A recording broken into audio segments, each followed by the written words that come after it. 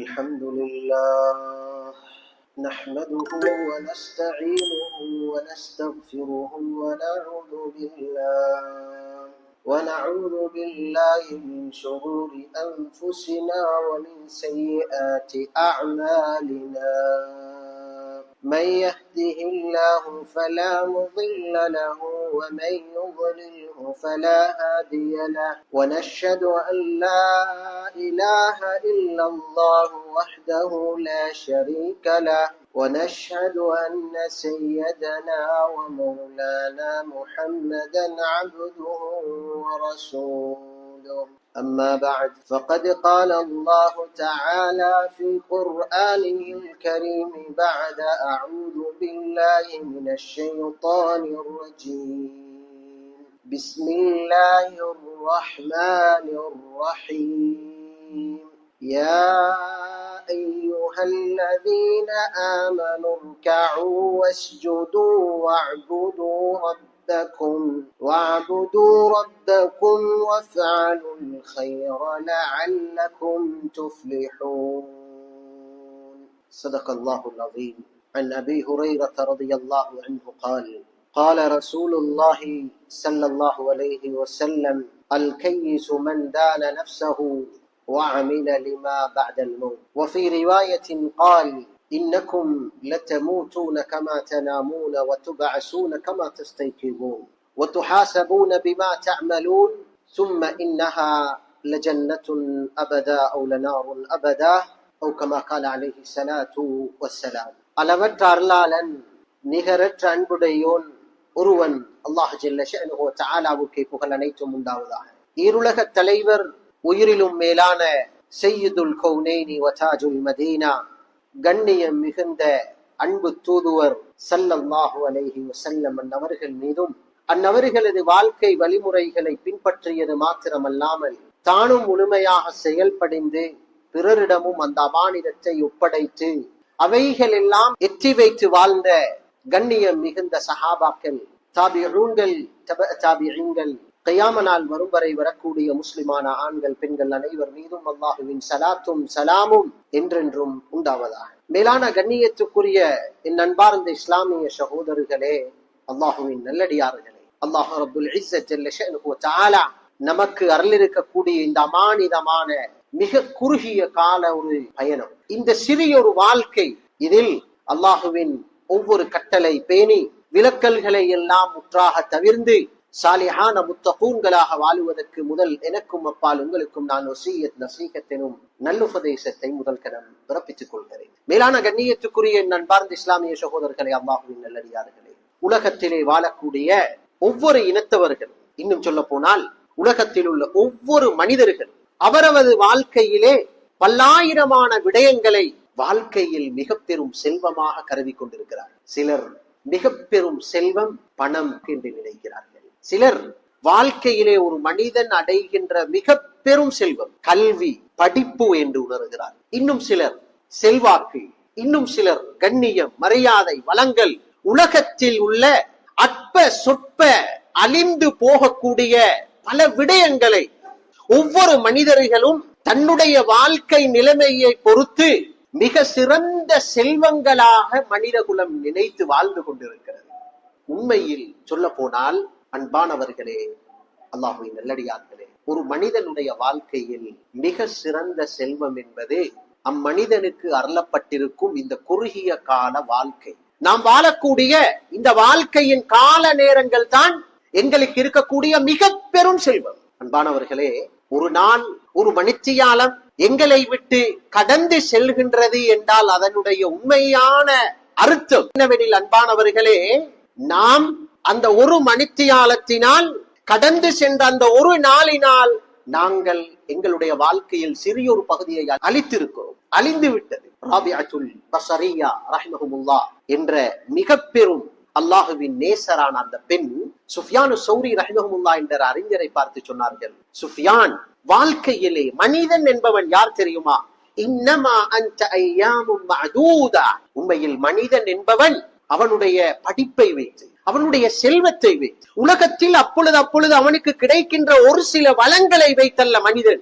உண்மையில் மனிதன் என்பவன் ஐயாமும் மஅதூதா, எண்ணப்பட்ட ஒரு சில நாட்கள் தான் மனிதன் என்பவன். இதா தஹப யௌமுக் தஹப பஅதுக், நாட்களை கொண்டிருக்கும் மனிதன் என்பவனுடைய வாழ்க்கையிலே மனிதன் என்பவன் ஒரு நாளை கடப்பான் என்றிருந்தால், இதா தஹப யௌமுக், ஒரு நாள் கடந்து விட்டோம் என்றிருந்தால், தஹப பஅதுக், எங்களிலே சில பகுதி அழிந்து விட்டது என்பதுதான் உண்மை. இதனால் தான் அன்றைய காலத்தில் சொல்வார்கள்,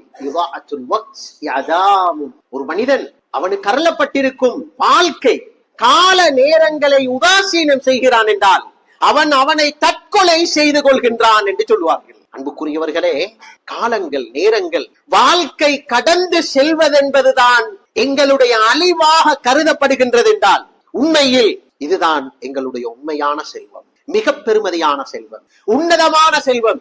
பணத்தை ஒரு மனிதன் இழந்து விட்டால் பணத்தை மீட்டி எடுத்துக் கொள்ளலாம். உலகத்தில் எந்த ஒரு பொருளும் தனக்கு தவறி போனால், கிடைக்காமல் போனால் அது அவனுடைய அழிவாக கருதப்பட மாட்டாது. ஆனால் ஒரு மனிதன் கால நேரத்தை வீணாக கழிக்கிறான் என்றால், வாழ்க்கையில் பெரிய ஒரு பகுதியை அவன் கடந்திருக்கிறான் என்றால், அன்புக்குரியவர்களே, அது அவன் அழிந்து கொண்டிருக்கிறான் என்பதற்கு சமனாக இருக்கிறது. எனவே தான் உலமாக்கள் சொல்லுகிறார்கள், ஒரு முஸ்லிமுடைய வாழ்க்கையில் உண்மையான ஆக சிறந்த செல்வம் அவனுக்கு அருளப்பட்டிருக்கும் வாழ்க்கை கால நேரம். இதை உணர்த்துவதற்கு தான் குர்ஆனிலே பல இடங்களில் ரப்பு ஜல்ல ஷஅனுஹு வ தஆலா சத்தியமிடும் பொழுது கால நேரங்களை மையப்படுத்தி சத்தியம் செய்கிறார். வல் ஃபஜ்ர், அதிகாலையின் மீது சத்தியம். வஸ்ஸுப்ஹி இதா தனஃபஸ், சுபஹ் நேரத்தின் மீது சத்தியம். வத்துஹா, துஹா நேரத்தின் மீது சத்தியம். வல் அஸ்ர், அஸ்ருடைய நேரத்தின் மீது சத்தியம்.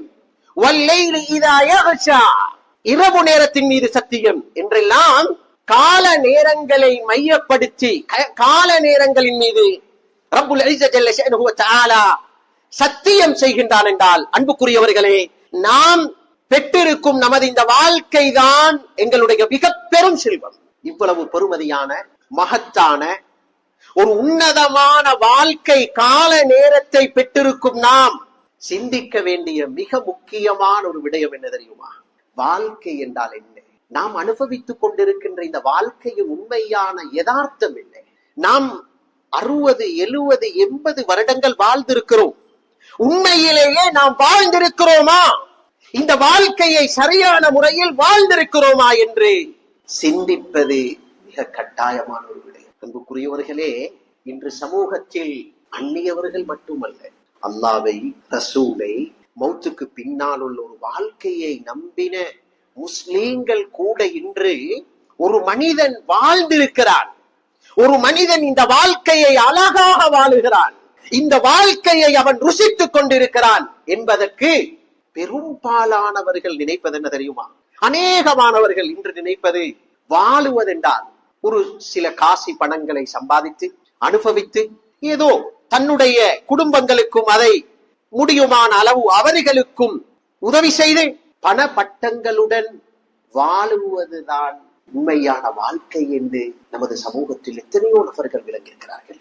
இன்னும் சிலர்கள் இல்லை, பணத்தை விட படிப்பு முக்கியம், பட்டங்கள், மரியாதைகள், நமக்கென்ற ஒரு கண்ணியம், இவைகளை எல்லாம் சம்பாதித்து வசதி வாய்ப்புடன் வாழுவதுதான் உண்மையான வாழ்க்கை என்றும் சிலர் கருதுகிறார்கள்.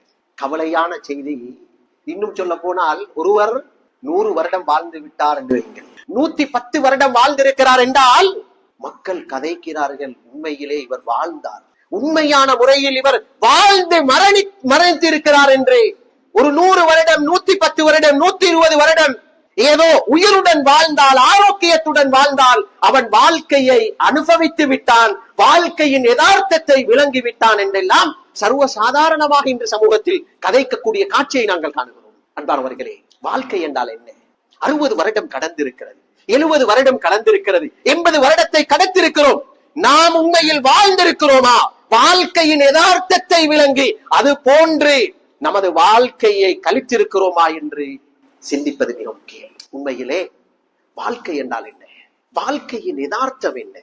இந்த வாழ்க்கையின் அர்த்தம் என்னவென்றால், அன்புக்குரியவர்களே, தனக்கு அருளப்பட்டிருக்கும் ஆரோக்கியமான ஒவ்வொரு நிமிடமும், நாம் அனுபவிக்கின்ற ஒவ்வொரு வினாடியும், நாம் சுவாசிக்கின்ற ஒவ்வொரு மூச்சு காட்டும் ஆரோக்கியத்துடன் நாம் சுவாசிக்கிறோம் என்றிருந்தால், ஆரோக்கியமாக ஒரு வினாடியை நாம் கடக்கிறோம் என்றிருந்தால், அந்த ஒரு வினாடியை, அந்த ஒவ்வொரு மூச்சையும் எங்களை படைத்து பரிபாலிக்கின்ற ரப்புல் ஆலமீன் அல்லாஹ்வுடைய சந்தோஷத்துக்கும் அவனுடைய நெருக்கத்துக்கும் நாம் நமது வாழ்க்கையை கழிக்கிறோம் என்றிருந்தால் தான், நமது மூச்சை விடுகிறோம் என்றிருந்தால் தான் உலகத்தில் உண்மையாக நாம் வாழ்கிறோம் என்பதற்குண்டான அர்த்தம். உலகத்தை சம்பாதிப்பதனால், பட்டம் பதவிகளை ஈட்டுவதனால், புகழ் செல்வாக்கை நாம் வாழ்க்கையில் சம்பாதிப்பதை கொண்டு மாத்திரம் இந்த வாழ்க்கையை வாழ்ந்து விட்டோம் என்பது கிடையாது. கிடைத்திருக்கும் ஆரோக்கியமான ஒவ்வொரு வினாடியையும் அல்லாஹ்வுக்கு, அல்லாஹ்வுடைய திருப்திக்கு நான் செலவிட்டுக் கொண்டிருக்கிறேன் என்றால் சத்தியமாக இதுதான் உண்மையான வாழ்க்கை. அதுதான் வாழ்க்கையுடைய யதார்த்தம், அதுதான் வாழ்க்கையுடைய நோக்கம். குர்ஆனிலே ரப்பு ஜல்ல ஷஅனுஹு வ தஆலா ஒரு விடயத்தை சொன்னாலே அது உண்மை என்பதற்கு ஆதாரம் போதுமாகிவிடும். குர்ஆனில் ஒரு செய்தி சொல்லப்பட்டிருந்தால் குர்ஆனில் சொல்லப்பட்ட அந்த செய்தி போதும் அது உண்மையானது என்பதற்கு. ஆனால் சில விடயங்களை ரப்பு அல்லாஹ் சொல்லும் பொழுது இடத்துக்கிடம் சத்தியம் பண்ணி செல்வான். சில விடயங்களை அன்புக்குரியவர்களே, ஒரு செய்தியை சத்தியமிட்டு சொல்லும் பொழுது அதில் யதார்த்தம், அதில் உண்மைப்பாடு அதிகமாக காண கிடைக்கும், உறுதி அதிகமாக காண கிடைக்கும். ரப்பு ஜல்ல ஷஅனுஹு வ தஆலா சூரத்து ஷம்ஸ் என்ற சூறாவிலே ஒரு தடவை சத்தியமிடவில்லை. இதை ஆழமாக செவிமடியுங்கள். குர்ஆனிலே ஒரே ஒரு ஆயத்து தான் இது, ஒரே ஒரு வசனம் இது, ஒரு தடவை சத்தியம் அல்ல. குர்ஆனில் அல்லாஹ் சொல்லி இருந்தாலே போதும் அது உண்மை என்பதற்கு. ஆனால் வெறும் ஒரு வார்த்தையில் சொல்லிவிடாமல் அதற்கு சத்தியமிட்டு அல்லாஹ் சொல்லுகிறான். எத்தனை தடவை சத்தியம் தெரியும்? வஷ்ஷம்சி வதுஹாஹா வல் கமரி இதா தலாஹா வன் நஹாரி இதா ஜல்லாஹா வல் லைலி இதா யக்ஷாஹா வஸ் ஸமாஇ வமா பனாஹா வல் அர்தி வமா தஹாஹா வநஃப்ஸி வமா ஸவ்வாஹா. 11 தடவை சத்தியம் செய்கிறார். ஏன் இந்த அளவு சத்தியம்? எங்களுக்கு யதார்த்தத்தை புரிய வைப்பதற்கு தான் இந்த சத்தியம். நீங்கள் நினைத்து விடக்கூடாது உலகத்தில் ஏதோ காசியை சம்பாதித்தோம், பணத்தை சம்பாதித்தோம், புகழை சம்பாதித்தோம், பேரை சம்பாதித்தோம், பட்டங்களை எடுத்து விட்டோம் என்பதல்ல வாழ்க்கை. நீங்கள் வாழ்க்கையை விளங்க வேண்டும், வாழ்க்கையுடைய யதார்த்தத்தை நீங்கள் விளங்க வேண்டும் என்பதற்கு தான் 11 தடவை ஒன்றுக்கு பின் ஒன்றாக சத்தியத்துக்கு மேலால் சத்தியம் செய்து செய்து கடைசியாக விடயத்தை சொல்லுகிறான். என்ன விடயம் தெரியுமா? கத் அஃப்லஹ மன் ஸக்காஹா, கத் அஃப்லஹ மன் ஸக்காஹா. உண்மையில் யார் தெரியுமா வாழ்க்கையை உண்மையாக வாழ்ந்தவர்? இந்த வாழ்க்கையிலே வெற்றி பெற்ற மனிதன் யார் தெரியுமா? மன் ஸக்காஹா. யாரெல்லாம் தனது வாழ்க்கையை அல்லாஹ்வின் திருப்திக்கு பயன்படுத்தி, அல்லாஹ்வின் சந்தோஷத்துக்கு பயன்படுத்தி அவர்கள் நல்லோர்களாக முழு வாழ்க்கையையும் அமைத்துக் கொண்டார்களோ இவர்கள் தான் இவ்வாழ்க்கையை உண்மையாக வாழ்ந்தவர்கள். ஸல்லல்லாஹு அலைஹி வஸல்லமும் பல ஹதீஸிலே மிக தெளிவாக சொன்னார்கள், அல் கையிசு மன் தான நஃப்ஸஹு வ அமில லிமா பஅதல் மௌத். யார் அறிவாளி, யார் இந்த வாழ்க்கையை உண்மையாக அனுபவிப்பவர் யார் தெரியுமா? யார்? மன் தான நஃப்ஸஹு வ அமில லிமா பஅதல் மௌத். ஆத்மாவை கட்டுப்படுத்தி ஆசைகளை எல்லாம் அடக்கி பொறுமையுடன் அங்கே மனோ இச்சைகளை எல்லாம் அல்லாஹ்வுக்காக விட்டு கொடுத்து ஹராத்தின் பக்கம் போகாமல் ஹலாலிலே வாழ்ந்து மௌத்துக்கு பின்னால் அல்லாஹ்வை நான் தரிசிக்க வேண்டும், அல்லாஹ்வுடைய பொருத்தம் எனக்கு அவசியம் என்று யார் அல்லாஹ்வுடைய நெருக்கத்தை மையப்படுத்தி வாழ்கிறார்களோ இவர்கள் தான் உண்மையான வாழ்க்கையை வாழக்கூடியவர்கள் என்று ஸல்லல்லாஹு அலைஹி வஸல்லம் மிக தெளிவாக சொல்லி இருக்கிறார்கள். எங்கள் அனைவருக்கும் தெரியும், ஹதரத்தே நான் நினைக்கின்றேன் அபூ ஜாஃபர் மன்சூர் அப்பாசியர்களுடைய மிக முக்கியமான ஹலீஃபா, ஆட்சியை பொறுப்பெடுக்கிறார். முகாத்தில் பின் சுலைமான் ரஹ்மத்துல்லாஹி அலைஹி சபையிலே அமர்ந்திருக்கிறார்கள். அரசர் சொல்லுகிறார், முகாத்தில், வாழ்க்கையிலே எத்தனையோ வரலாறை நீங்கள் பார்த்திருக்கிறீர்கள், எத்தனையோ புத்தகங்களை படித்திருக்கிறீர்கள், நான் ஆட்சியை பொறுப்பெடுத்திருக்கிறேன், முஸ்லிம்களுடைய சாம்ராஜ்யம் என்னுடைய கையில் ஒப்படைக்கப்பட்டிருக்கிறது, ஏதாவது ஒரு நசீகத்தை ஒரு உபதேசத்தை எனக்கு செய்யுங்கள் என்றார்கள். கேட்டார்கள், அமீருல் முஃமினீன் அவர்களே, நான் கேட்டதை வைத்து உங்களுக்கு உபதேசம் செய்யவா அல்லது நான் கண்ணால் பார்த்ததை வைத்து உபதேசம் செய்யவா? சொன்னார்கள், இல்லை, எதை நீ கண்ணால் கண்டிருக்கிறையோ கண்டதை வைத்து எனக்கு உபதேசம் செய்கிறார்கள். சொன்னார்கள், நான் 2 அரசர்களை பார்த்திருக்கிறேன். ஒன்று உமர் பின் அப்துல் அசீஸ் ஆஷ ஹலீஃபத்தன் வ அன்ஜப 11 வலதன். வாழும் பொழுது அரசராக வாழ்ந்தார். அந்த அரசராக வாழக்கூடிய நேரத்திலே அவருக்கெல்லாம் 11 குழந்தைகளை கொடுத்தார், 11 குழந்தைகளை பெற்றெடுத்தார். ஆனால் மரணிக்கும் பொழுது அந்த அரசன் 11 குழந்தைகளுக்கும் என்று விட்டு விட்டு சென்ற சொத்தின் அளவு என்ன தெரியுமா அமீருல் முஃமினீன்? வெறும் 18 வெள்ளிக்காசுகள். நாட்டுடைய அரசு 18 வெள்ளிக்காசுகளிலும் 5 நாணயத்தை செலவழித்தார்கள் அவருடைய கஃன் புடவைக்கு. அதில் 4 பொற்காசியை செலவழித்தார்கள் அடக்கம் செய்வதற்குரிய இடத்துக்கு. மீதமாக இருந்த ஒரு சில வெள்ளிக்காசியை தான் 11 குழந்தைகளுக்கும் அனந்தர சொத்தாக விட்டு சென்றார். அதே நேரம் பக்கத்தில் இருந்தார் ஒரு அரசர், ஹிஷாம் பின் அப்துல் மலிக். ஆஷ ஹலீஃபத்தன் வஅன்ஜப 11 வலதன். ஹிஷாம் பின் அப்துல் மலிக்கும் அரசராக உலகத்தில் வாழ்ந்தவர் அமீருல் முஃமினீன் அவர்களே. அவருக்கும் 11 குழந்தை இருந்தது. ஆனால் அரசராக வாழ்ந்து 11 குழந்தைகளை பெற்றெடுத்து தான் மரணிக்கும் பொழுது மில்லியன தீனார் சொன்னார்கள். அவருடைய ஒவ்வொரு குழந்தைகளுக்கும் அவர் மரணிக்கும் பொழுது பல மில்லியன் தங்க காசுகளை விட்டு விட்டு மரணமடைந்தார். ஆனால் காலங்கள் கடந்தது அமீருல் முஃமினீன் அவர்களே. அதற்கு பின்னால் தான் உண்மையான ஒன்றை நாங்கள் கண்டோம். யார்? அந்த உமர் பின் அப்துல் அசீஸ். ஆட்சியை பெற்றிருந்தாலும் வளங்களை பெற்றிருந்தாலும் அல்லாஹ்வுக்காக வாழ்ந்தார். அல்லாஹ்வுடைய திருப்தியை மையப்படுத்தி வாழ்க்கையை கழித்தார். அனைத்தையும் அல்லாஹ்வுக்காக செலவழித்தார்.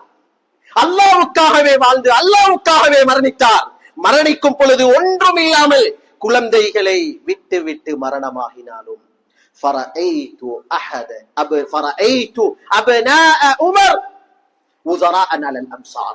தகப்பனுடைய மௌத்துக்கு பின்னால் தீனுக்காக அல்லாஹ்வுக்காக பாடுபட்ட அந்த தகப்பனுடைய குழந்தை 11 பேரையும் நாங்கள் கண்டோம். ஒவ்வொரு நாட்டுடைய கவர்னர்களாக நாங்கள் கண்டோம். ஒவ்வொரு நாளும் நூற்றுக்கணக்கான ஆயிரக்கணக்கான குதிரைகளை அல்லாஹ்வின் பாதையிலே சொந்த காசில் தர்மம் செய்யக்கூடியவர்களாக கண்டோம். செல்வந்தர்களாக கண்டோம். வாழக்கூடியவர்களாக கண்டோம். ஆனால் ஹிஷாம் பின் அப்துல் மலிக் அரசராக வாழ்ந்தார். ஆனால் அல்லாஹ்வை மறந்து வாழ்ந்தார். அல்லாஹ்வின் பொருத்தத்தை மையப்படுத்தாமல் மனோ இச்சை பிரகாரம் வாழ்ந்து விட்டார் அரசே. அல்லாஹ் அவர் மரணிக்கும் பொழுது குழந்தைகளுக்கு எவ்வளவு பெரும் செல்வாக்கை கொடுத்திருந்தாலும் தமஸ்க் என்ற ஜும்மா பள்ளிக்கு முன்னால் ஹிஷாம் பின் அப்துல் மலிக் என்ற மன்னருடைய 11 குழந்தைகளையும் நாங்கள் கண்டோம். அங்கே கையேந்து பிச்சை எடுக்கக்கூடிய காட்சியை கண்டோம். அன்புக்குரியவர்களே, அல்லாஹ்வின் நல்லடியார்களே, இமாமுனா ஷாஃபிஈ ரஹ்மஹுல்லாஹ் இதனால் தான் சொன்னார்கள், மாத கௌமுன் வமா மாத ஃபதாயிலுஹும் வஆஷ கௌமுன் வஹும் ஃபின் நாஸி அம்வாது. ஒரு கூட்டம் உலகத்திலே வாழ்ந்து மரணித்தார்கள். ஆனால் அவர்கள் வாழ்க்கையை அல்லாஹ்வுக்காக வாழ்ந்ததனால் அவர்கள் பூமிக்கடியிலே சென்று மண்ணோட மண்ணாகி விட்டார்கள். ஆனால் உலகம் இன்னும் அவர்களை பேசிக் கொண்டிருக்கிறது. வஹும் ஃபின் நாஸி அஹ்யா. அவர்கள் மக்களிலே உயிருடன் இருப்பதை போன்று மக்கள் அவருக்கு துஆ செய்கிறார்கள். அவரை மக்கள் கதைத்துக் கொண்டிருக்கிறார்கள். ஆனால் இன்னும் சிலர்கள் மனோ இச்சை பிரகாரம் அல்லாஹ்வை மறந்து வாழ்ந்ததனால் அவர்கள் உலகத்தில் வாழ்ந்து கொண்டுதான் இருக்கிறார்கள், இன்னும் மரணிக்கவில்லை. ஆனால் உலகத்தில் வாழ்ந்து கொண்டிருக்கும் பொழுதே அவர்கள் மரணித்தவர்களை போன்று மக்களுடைய துஆவை, அடுத்தவர்களுடைய நல்ல பேச்சுகளை, துஆக்களை அடையாமல் செத்த பிணங்களை போன்று வாழுகிறார்கள் என்று சொல்வார்கள். அன்புக்குரியவர்களே, அல்லாஹ்வின் நல்லடியார்களே, நாம் சொல்ல வரக்கூடிய விடயம் ஒன்றுதான். இவ்வாழ்க்கையை நாம் அனுபவித்துக் கொண்டிருக்கிறோம். எத்தனையோ பகுதிகளை, எத்தனையோ ஆண்டுகளை கழித்து விட்டோம். கழித்த இந்த வாழ்க்கை உண்மையிலேயே வாழ்க்கையின் அர்த்தத்தை விளங்கி நாம் வாழ்ந்திருக்கிறோமா அல்லது அர்த்தத்தை விளங்காமல் நாங்கள் கழித்துக் கொண்டிருக்கிறோமா என்று சிந்திப்பது கட்டாயம். உண்மையிலேயே இந்த வாழ்க்கையின் யதார்த்தம் என்ன தெரியுமா? அல்லாஹ் ரப்புல் இஸ்ஸத் குர்ஆனிலே மிக தெளிவாக சொல்கிறான், வமா ஹலகத்துல் ஜின்ன வல் இன்ஸ இல்லா லியஅபுதூன். மனிதர்களே, உங்களை நாங்கள் படைத்திருப்பது நீங்கள் எங்களை நெருங்குவதற்காக வேண்டி, எங்களை நீங்கள் வணங்குவதற்காக வேண்டி. யா அய்யுஹல்லதீன ஆமனூ கஉ வஸ்ஜுது வஅபுது ரப்பக்கும் வஃஅலுல் கைர லஅல்லக்கும் துஃப்லிஹூன். நீங்கள் நல்லவர்களாக வாழுங்கள், நல்லவர்களை செய்து வாழுங்கள், வாழ்க்கையிலே வெற்றி பெறுவீர்கள் என்று ஆணித்தனமாக அல்லாஹ் சொல்லுகிறான். மேலானவர்களே, அன்புக்குரியவர்களே, அல்லாஹுவின் நல்லடியார்களே, இஸ்லாமிய நெஞ்சங்களே, ஒரு கலை நிகழ்ச்சி, ஒவ்வொருவருக்கும் ஒவ்வொரு பாத்திரம் கொடுக்கப்பட்டிருக்கிறது. அந்த பாத்திரத்தை அந்த கலை நிகழ்ச்சியை இயக்கக்கூடிய இயக்குனர் சொல்லும் பிரகாரம் அந்த போட்டியிலே நிகழ்ச்சியிலே பங்கெடுக்கக்கூடிய ஒவ்வொரு பங்குதாரிகளும் தனக்கு சொல்லப்பட்டதை போன்று அந்த பாத்திரத்தை நிறைவேற்றினால் அவருக்கு பரிசு கிடைக்கும், மக்கள் புகழுவார்கள். ஆனால் இயக்குனர் சொன்னதை போன்று தனது பாத்திரத்தை நிறைவேற்றாவிடில் பரிசு கிடைக்குமா? குறைந்தபட்சம் புகழ்ச்சியாவது கிடைக்குமா? சத்தியமாக கிடையாது. அன்புக்குரியவர்களே, ஒரு கலை நிகழ்ச்சி நடாத்துவதை போன்றுதான் அல்லாஹ் எங்களுக்கு இந்த வாழ்க்கையை தந்திருக்கிறான், எதிர்பார்த்து கொண்டிருக்கிறான். நாம் எவ்வாறு அந்த நிகழ்ச்சியை நடாத்துகிறோம், எவ்வாறு வாழுகிறோம்? அல்லாஹ் சொன்னதை போன்று வாழுகிறோமா அல்லது மனோ இச்சை போன்று வாழுகிறோமா? சிந்தித்து பாருங்கள். ரப்புல் இஸ்ஸத் ஜல்ல ஷஅனுஹு வ தஆலா நாளை எங்களை மரணமடைய செய்தால் மௌத்துக்கு பின் எங்களை எழுப்பாட்டுவான் அல்லவா? எழுப்பாட்டி என்ன கேள்வி கேட்பான்? நீ 60 வருடம் வாழ்ந்திருக்கிறாய், 60 வருடத்தின் எவ்வளவு அமல் என்று ஒட்டுமொத்த தொகை, எங்களுடைய ஒட்டுமொத்த அமல்களுடைய எண்ணிக்கையும் பார்க்க மாட்டான் அல்லாஹ். யுஅரது அலா இப்னு ஆதம் ஸாஅத்து உம்ரி. என்ன சொன்னார்கள்? நாம் வாழ்ந்த வாழ்க்கையின் ஒவ்வொரு வினாடியையும் அல்லாஹ் எடுத்து காட்டுவானாம். ஒரு நாள் இன்று 24 மணித்தியாலத்தை நீ சந்தித்தாய், 24 மணித்தியாலத்தில் ஒவ்வொரு வினாடியையும் அல்லாஹ் எடுத்து காட்டி கேட்பான், நீ இதை எதற்கு செலவழித்தாய்?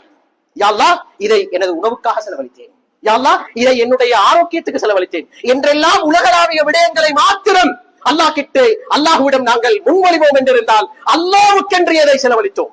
எதை செலவழித்திருக்கிறோம்? எதை செலவழித்திருக்கிறோம்? இல்லை மேலானவர்களே, அன்புக்குரியவர்களே, அல்லாஹ்வின் நல்லடியார்களே, குல்லு சாஅத்தின் லம் யுஹ்தித் ஃபீஹா கைரன் தகத்தஅத் அன்ஹு ஹஸராத் சொன்னார்கள் ஸல்லல்லாஹு அலைஹி வஸல்லம். நாளை மௌத்துக்கு பின் அல்லாஹ் உங்களுடைய வாழ்க்கையை உங்களுக்கு சமர்ப்பணம் செய்து ஒவ்வொரு நிமிடத்தையும் ஒவ்வொரு நாளையும் எடுத்து காட்டி நீங்கள் அந்த வாழ்க்கையை காணும் பொழுது எந்த நிமிடத்தில், எந்த நாளில், எந்த கட்டத்தில் எல்லாம் நீங்கள் அல்லாஹ்வுக்கு விருப்பமான நல்ல காரியத்தில் செலவழிக்கவில்லையோ அந்த ஒவ்வொரு வினாடியை பார்த்தும் நீங்கள் கவலைப்படுவீர்கள், கண்ணீர் வடிப்பீர்கள், கெஞ்சுவீர்கள், கதறுவீர்கள். அந்த அழுகையும் அந்த கதறலும் வெறும் கண்ணீர் துளிகள் அல்ல.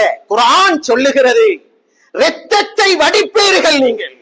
ஏன் இந்த நிமிடத்தை ஏன் வீணாக கழித்தேன், ஏன் இந்த நல்ல காரியத்தை செய்யவில்லை என்று நாம் கத்தி கதறுவோம் என்று குர்ஆனும் ஹதீஸும் மிக தெளிவாக எங்களிடம் ஒப்படைத்திருக்கின்றது என்றால், அன்புக்குரியவர்களே, வாழ்க்கையின் யதார்த்தம் நாம் அல்லாஹுவை நெருங்குவதற்காக படைக்கப்பட்டவர்கள். நமது வாழ்க்கையை செதுக்குவோம். ஒவ்வொரு கட்டத்திலும் நாம் செய்ய வேண்டிய நல்ல அமல்களை அறிந்து முதலாவது கட்டாயமான வணக்க வழிபாடுகளை நிறைவேற்றுவோம்.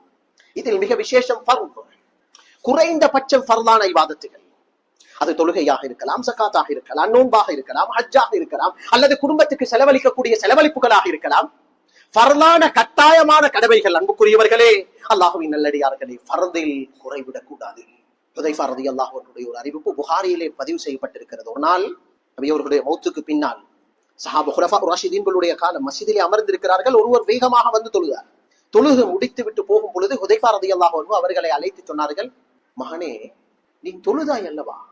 இதை போன்று எவ்வளவு காலமாக நீ தொழுகிறாய்? அவர் சொன்னார், ஹுதைஃபா, இந்த தொழுகையை கிட்டத்தட்ட நான் 40 வருஷமாக தொழுகிறேன் அல்ஹம்துலில்லாஹ் என்றார். 40 வருஷம் விடுபடாமல் நான் தொழுது கொண்டிருக்கிறேன் என்றார்கள். ஹுதைஃபா ரலியல்லாஹு அன்ஹு சொன்னார்கள், இன்னா லில்லாஹி வ இன்னா இலைஹி ராஜிஊன். 40 வருடம் இதை போன்றா நீ தொழுகிறாய்? சொன்னார்கள், வல்லாஹி, அல்லாஹ்வின் மீது சத்தியமாக சொல்கிறேன், லவ் மித்த அலா கைரில் ஃபித்ரஹ், நீ இதே தொழுகையுடன் மௌத்தாகினான் நீ முஸ்லிமாக எழுப்பாட்டப்பட மாட்டாய் என்றார்கள். கிட்ட அமீர் முஃமினீன், என்ன நடக்கிறது? ஏன்? சொன்னார்கள், நீ தொழுகையை நிறைவேற்றுகிறாய், ஆனால் அல்லாஹ் எவ்வாறு சொல்லி இருக்கிறானோ, நபி அவர்கள் எவ்வாறு தொழுது காட்டினார்களோ அந்த விடயங்களை பேணாமல் உனது விருப்பம் போல நீ தொழுகிறாய், இந்த தொழுகையை அல்லாஹ் ஏற்றுக்கொள்ள மாட்டான் என்றார்கள். மேலானவர்களே, தொழுகையில் கட்டாயம் செய்ய வேண்டிய முறைகளுக்கு செய்த அந்த மாற்றத்தை பார்த்தே அல்லாஹ் உன்னை இஸ்லாத்தில் எழுப்பாட்ட மாட்டான் என்றார். தொழுகையில் விடக்கூடிய ஒரு சில தவறுகளை பார்த்தே இவ்வளவு கடினமான வார்த்தையை சஹாபாக்கள் பிரயோகித்தார்கள் என்றால், தொழாமல் அற்ப சொற்ப விடயங்களுக்கு தொழுகையை பொதுப்போக்காக விடக்கூடியவர்களுடைய நிலைமை என்னவாகும்? முஸ்லிமுடைய ரிவாயத் இருக்கிறது. அப்துல்லா பின் மஸ்ஊத் ரலியல்லாஹு அன்ஹு சொல்வார்கள், மன் அராத அன் யமூத கதன் முஸ்லிமா, உங்களில் யாருக்கு நாளை மரணிக்கும் பொழுது முஸ்லிமாக மரணிக்க வேண்டும் என்ற ஆசை யாருக்கு இருக்கிறது? யாருக்கு இருக்கிறது? சொல்வார்கள், முஸ்லிமாக மரணிக்க வேண்டும் என்ற ஆசை இருந்தால் ஃபர்லான தொழுகையை பாதுகாத்துக் கொள்ளுங்கள். சயீத் இப்னுல் முஸய்யிப் ரஹிமஹுல்லாஹ் கஷ்டவாளி, பெரிய வசதி இல்லை, மதீனாவுடைய தொங்கலில் தான் வீடு, ஒரு கண்ணுடைய பார்வையை இழந்தவர், மஸ்ஜிதுக்கு அழைத்து வருவதற்கும் உதவியாளர்கள் யாரும் கிடையாது, மதீனாவுடைய தொங்கலில் இருந்து கண் பார்வையை இழந்திருந்தும் கூட நடைபாதையாக வந்து அங்கே மஸ்ஜிது நபவியிலே ஃபர்லான தொழுகையை ஜமாஅத்துடன் தொழுதார்களாம். நான் நினைக்கின்றேன் ஹிஜ்ரி 40 இருக்க வேண்டும். மிக பெரும் ஒரு யுத்தம் நடக்கிறது மதீனாவிலே, மதீனாவுடைய பள்ளி பூட்டப்படுகிறது. சொன்னார்கள், இல்லை, மதீனா பள்ளியிலே தொழுகை நடாத்தக்கூடாது. சயீத் இப்னு முஸய்யிப் ரஹிமஹுல்லாஹ் சொன்னார்களாம், நீங்கள் என்னை கொண்டு போடுங்கள், எனது உயிரை நான் விடுகிறேன், அதற்கு தயார். ஆனால் மஸ்ஜிது நபவியிலே நான் இவ்வளவு காலமாக தொழுது வந்த ஃபர்லான தொழுகையை ஜமாஅத்துடன் தொழுவதை ஒரு நாளும் விட்டு கொடுக்க மாட்டேன். சுப்ஹானல்லாஹ். யுத்தம் நடந்து கொண்டிருந்தும் ஜமாஅத்துடைய தொழுகையை பாதுகாத்தார். அல்லாஹ் கொடுத்த பாக்கியம் என்ன தெரியுமா?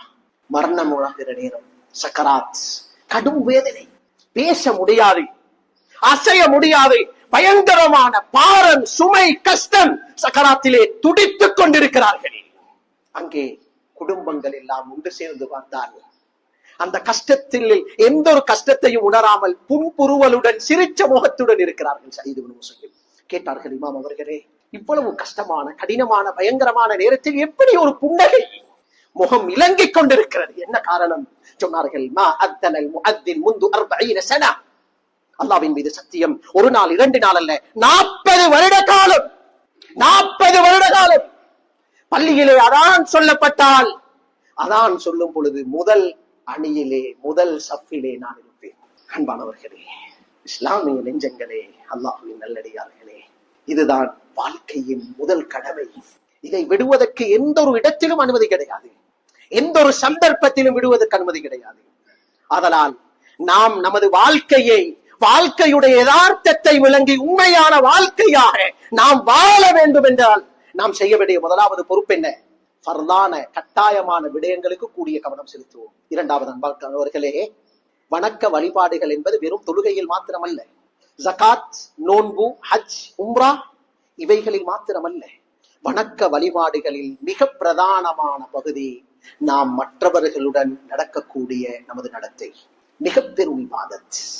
இதை சரி செய்வோம், இதை அழகாக்குவோம், இதை நாம் அழகான முறையில் அடுத்தவர்களுடன் புழங்கக்கூடிய எந்த ஒரு புழக்கத்திலும் மற்றவர்களுடைய மனதை நிந்தித்து விடாமல், கடமைகளை மீறி விடாமல், மனங்களை நோவடித்து விடாமல், நாம் மற்றவர்களை மதித்து அழகான முறையில் நாம் நமது வாழ்க்கையை கட்டி எழுப்புவோம் என்றிருந்தால், நமது ஒவ்வொரு செயல்பாடுகளையும் நாம் அல்லாஹுடைய நெருக்கத்தை மையப்படுத்தி அமைப்போமாக இருந்தால், அன்புக்குரியவர்களே, ஒவ்வொரு நமது அன்றாட வாழ்க்கையுடைய செயல்களும் இன்ஷா அல்லாஹ் நாளை அர்த்தம் உள்ளதாக அல்லாஹ் மாற்றுவான், வெற்றிக்குரியதாக அல்லாஹ் மாற்றுவான்.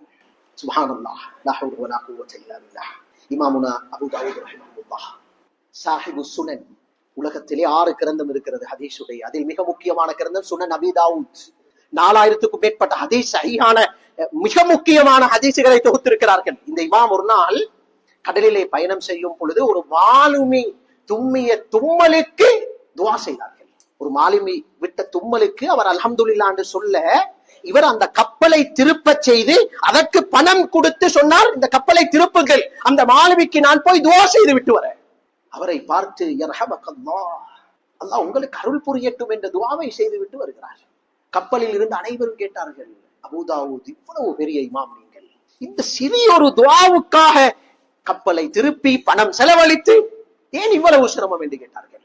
அபூ தாவூத் ரஹிமஹுல்லாஹ் சொன்னார்கள், நான் யர்ஹமக்கல்லாஹ் என்று சொன்னால் அவர் அதற்கு பகரமாக ஒரு துஆ செய்வார், யஹ்தீகுமுல்லாஹ் வ யுஸ்லிஹு பாலக்கும், அல்லாஹ் உங்களுக்கு ஹிதாயத்தை தரட்டும், உங்களது காரியங்களை சீராக்கி வைக்கட்டும் என்று பிரதி துஆ ஒன்றை செய்வார் அல்லவா?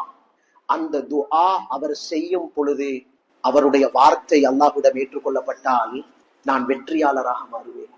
யார் இது? ஹதீசுகளை எல்லாம் எழுதி படித்து கொடுத்து பாடமிட்டு கிதாப் எழுதிய இமாம். சாதாரண ஒரு மாலிமியுடைய துஆவுடைய பெருமதியை எவ்வளவு உணர்ந்தார்கள் தெரியுமா? சுப்ஹானல்லாஹ். அனைவரும் சிரித்தார்கள் இதை கேட்டு. நான் பேசுவது வெறும் சம்பவம் அல்ல. இப்னு அஸாக்கிர் ஃபத்ஹுல் பாரி மிக பெரும் பெரும் கிரந்தங்களிலே சஹீஹான அறிவிப்புடன் பதிவாகின சம்பவத்தை சொல்லுகிறேன் நான். அபூ தாவூத் ரஹிமஹுல்லாஹ் அந்த பயணத்தை தொடர்ந்தார்கள். ஒரு இடத்திலே ஓய்வு தரிக்க வேண்டி வந்தது. இரவு நேரம் அனைவரும் உறங்குகிறார்கள். நடு நிசையிலே அனைவருடைய கனவிலும் ஒரு சத்தம், எதிரொலி சத்தத்தை உணர்ந்தார்கள். இன்ன அபா தாவூத் இஷ்தரா அல் ஜன்னத பிதிர்ஹம். அபூ தாவூத் அவர்கள் இருக்கிறார்கள் இமாம், ஹதீஸ் கிரந்தத்தை வைத்து அல்ல, இவர் சமூகத்துக்கு செய்த சேவைகளை வைத்தல்ல, இன்று அல்லாஹ் இவருக்கு சொர்க்கத்தை கடமையாக்கி விட்டான் அபூ தாவூதுக்கு.